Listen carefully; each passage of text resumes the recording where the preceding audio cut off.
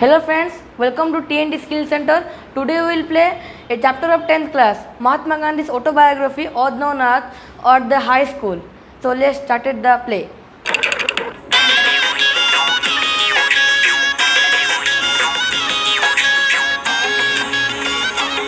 About the author, Mohandas Karamchand Gandhi was India's greatest leader who employed non-violence to lead the successful campaign for Indians' independence from British rule, and in turn inspired movements for civil rights and freedom across the world.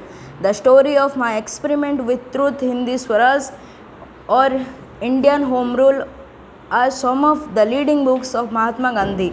In the present extract, Gandhi focused on his life and learning at the high school.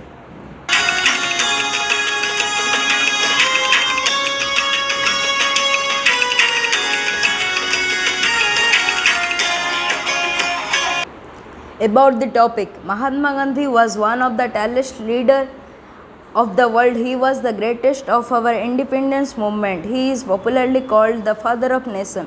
But before he became the Mahatma, in his later life, Gandhi received his early education Rajkot English School in Rajkot, in the state of Gujarat. Later, it became a full-fledged high school and came to know as Rajkot High School. Gandhi from his school in 1887 at the age of 18. After independence in 1947, the school was renamed the Mahatma Gandhi High School in honor of the father of nation. According to several accounts, Gandhiji was not so brilliant as a student. He was noted to be good at English, fair the arithmetic, weak in geography, good in conduct, and bad handwriting. Though he didn't have regard for his ability, he was astonished wherever he won prize and scholarship. Let's read the following text to know some more interesting facts about Gandhi's experience for his high school days, as himself had described in his autobiography named My Experiment with Truth. I was not regarded as a fool at the high school. I always enjoyed the affection of my teacher. Certificates of progress and character used to be sent parents every year. I never had a bad certificate. In fact, I even won prizes after I passed out of the second standard. In the fifth and sixth, I obtained scholarship of rupees 4 and 10 respectively, and achievement for which I have to thank God luck more than my merit. My own recollection is that I didn't have any high regard for my ability. I used to be astonished wherever I won prizes and scholarships, but I have very jealously guarded my character. The least little blemish draw tears from my ears. When I merited or seemed to the teacher to merit a rebuke, it was unbearable for me. I remember having once received corporal punishment. I didn't so much mind the punishment as the fact that it was considered my desert. I wept piteously. That was when I was in the first and second standard. There was another such incident during the time when I was in 7th standard. Dorabji Edulji Gimi was the headmaster then.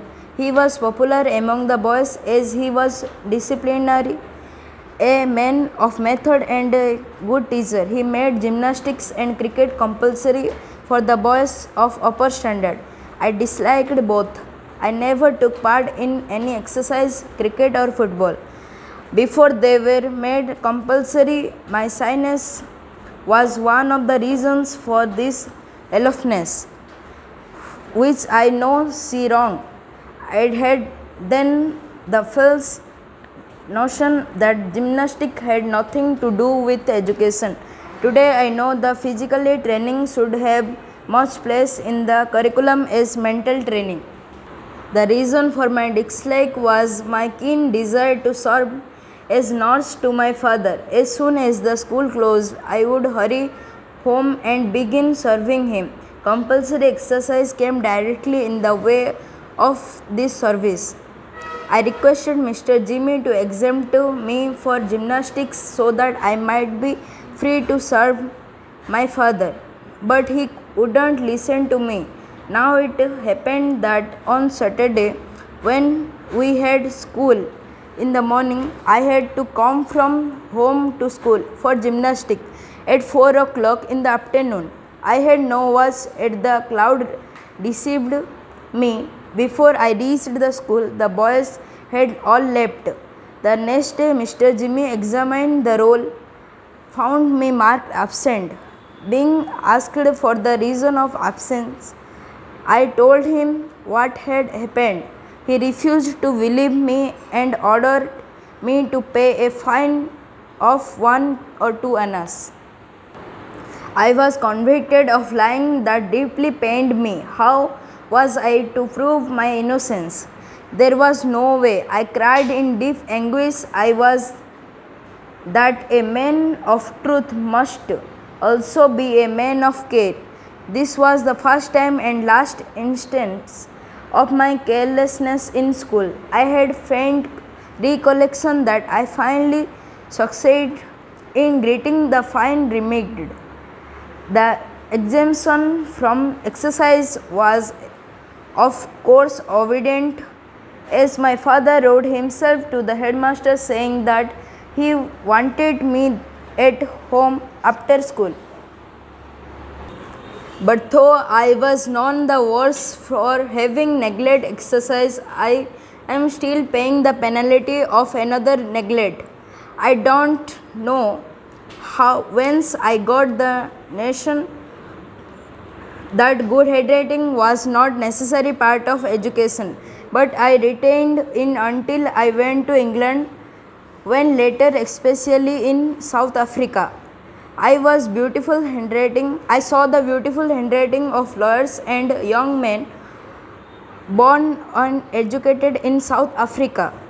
I was ashamed of myself and repented of my neglect. I was the bad handwriting should be regarded as a sign of an imperfect education. I could never repair the neglect of my youth. Let every young man and woman be warned by my example and understand that good handwriting is a necessary part of education. I am now the opinion that children should be first be taught the art of drawing before learning to write. Let the child learn his letters by observation as he was different objects such as flowers, birds, etc. And let him learn handwriting only after he has learned to draw objects. He will then write a beautiful formed hand. Sanskrit, however, proved a hard task. In geometry, there was nothing to memorize. When in Sanskrit, I thought everything had to be learned by heart. This subject was also commenced from the 4th standard. As soon as entered the 6th, I became disheartened. The teacher was a hard taskmaster, anxious as I thought to force boys. There was a short rivalry going on between the Sanskrit and Persian teachers. The Persian teacher was lenient. The boys used to talk among themselves that Persian was very easy and the Persian teacher was a very good and considerate to the students. The easiness tempted me, and one day I sat in the Persian classes. The Sanskrit teacher was grieved. He called me to his side and said, "How can you forget that you are the son of Vaishnav father? Won't you learn the language of your own religion? If you have any difficulty, why not come to me? I don't to teach you students Sanskrit to the best of my ability. As you proceed further, you will find in it things of absorbing interest. You should not lose heart. Come and sit again in the Sanskrit class."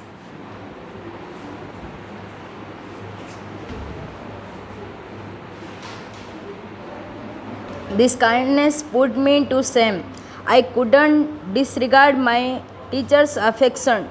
Today I cannot but thank with gratitude of Krishna Shankar Pandya, for if he had not acquired the little Sanskrit that I learned then, I should have found it difficult to take any interest in our scared books. In fact, I deeply regret that I was not able to acquire a more thorough knowledge of the language. Raghupati Raghav राजा राम पतित पावन सीताराम